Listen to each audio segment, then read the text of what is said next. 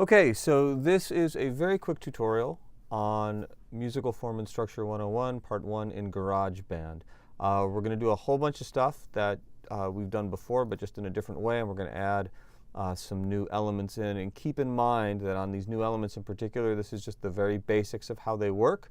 The idea here is for you to understand the concept and then create your own versions of things that fit within your creative instincts. So the first thing we're going to do is we're going to go in and we're going to create an empty project and hit choose, and then we're going to select a drummer track. Now I should point out that later on you can replace this drummer track, you can get rid of the drummer track. There's a whole bunch of options that you're going to have here, but for now, to keep it simple, we're going to start with the drummer track. So I hit create, and I am just going to use the basic default drums that come up here.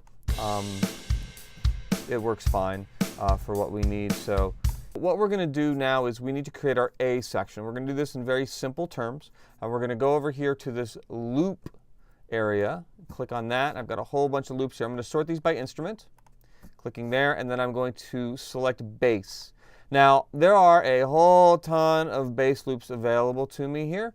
I could even download some more. You can see some that are grayed out that I could get if I wanted to. I just haven't downloaded them to this particular computer in my studio. But in any case, what I am looking for is a group of bass loops that I like, but that are also similar here. So I have a whole bunch that are acoustic double bass groove. I have one here that's see, it says A float sub bass, and it may be a really cool bass line, but because it's by itself in isolation, I could use it for this project, but I'm going to really recommend that initially you don't, and try to find a group of them that have similar names. See here, electric slap bass. Let's see what that sounds like.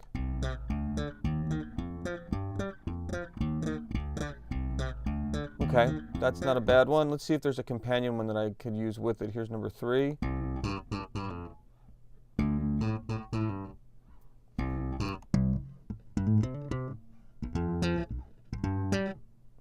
Okay, so that'll work. So these, I've got a couple options here. I can find something here, and I can change these out later if I want to. But in any case, I'm going to take this first one, this electric slap bass 2, and I'm going to drag it over here and create a new track. Now, I really want to put this at the very beginning. If I push it here in the middle, I can move it over here later. And then the next thing I need to do is I need to take this loop, and I need to extend it to be the same length as my drum loop. So I've got a total of 8 measures. And when I play those together,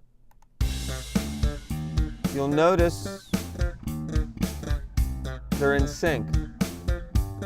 All makes sense. And if I were to change the tempo here, I'm at 110. If I go up to, say, I don't know, 160, notice that we're faster, but again, we're still in sync. Feels kind of frantic, though, to me. I'm going to go back to, let's go to 112. I think that's a little more comfortable. Something a little less frantic. And again, together. So that'll work. So I now have an A section. I'm going to now make a B section. Again, keeping this really simple, all I'm going to do is I'm going to extend my drum track another 8 bars. So now I have 16 bars total. Now I'm not going to just take this loop of this slap bass and extend it. I'm going to find another slap bass pattern that I like. Okay, this will work. So put that here at measure 9, and now I'm going to extend this over to 16. So now I have an A section, the first 8 measures, and a B section are the second measures. I'm just going to play the end of A into B so you can hear how it transitions. Here comes the B section. So you get the idea. And it loops over and over again. So we have an A section and a B section. Now I need to complete my A, B, A, B arrangement. So here's how I'm going to do that. I'm going to remove my loop library for just a moment. And I'm going to take my drums. I'm going to zoom out a little bit so I can see this all at once. And I'm literally just going to double my drums here. I'm just going to drag these all the way over. So now I have 32. Now I need to get my A section and my B section here duplicated for my bass. Now I can't really just do that same dragging, because if I drag here, I'm actually only dragging my B section. I need to get my A section in there as well. So the easiest thing to do is select on the A, shift click on the B. They're all done there. Go up to Edit, go to Copy, And then I need to move the playhead to where I want to paste it in. So right here it measures 17, go back to edit, and then do paste. And now I have my A section, my B section, my A section, my B section. And now I have the fundamental arrangement. The next thing I need to do is I need to add my original line in. I just want to give you guys a reminder on how to do that before I finish out this video. Remember that different types of sources require different types of tracks. You're going to want to make sure that you have the correct audio preferences up here. Under GarageBand preferences, what's your interface? In my case, it's a PreSonus Fire Studio, but you might have a different interface. Make sure that this is a correct designation or you're not going to be able to record things. You can, if you want, you can go back in and you can add additional loops in different categories. So back to instrument here, what if we went in and we put in, I don't know, how about some electric piano on top of that. So I can go in and I can literally pick whatever I want. I'm going to randomly place something here. I have no idea if this is going to work or not. I'm going to stretch it out over my A section. And here when I play it, you'll notice that it synchronizes it. Keeps everything in the same key.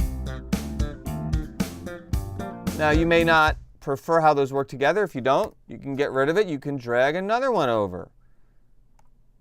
See what that one sounds like.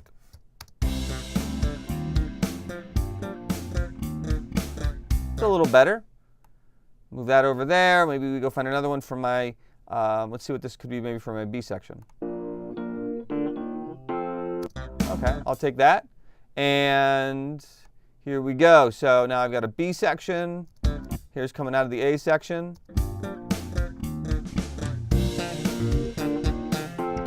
So I'm building a backing track. But here's the most important point. You can layer and layer and layer all these loops as much as you want, but you must contribute your own original line on top of it. That could be a vocal line. It could be a solo line. Maybe you're a bass player. You could replace this bass line if you want with your own. Maybe you're a drummer. You could replace this drum track with your own.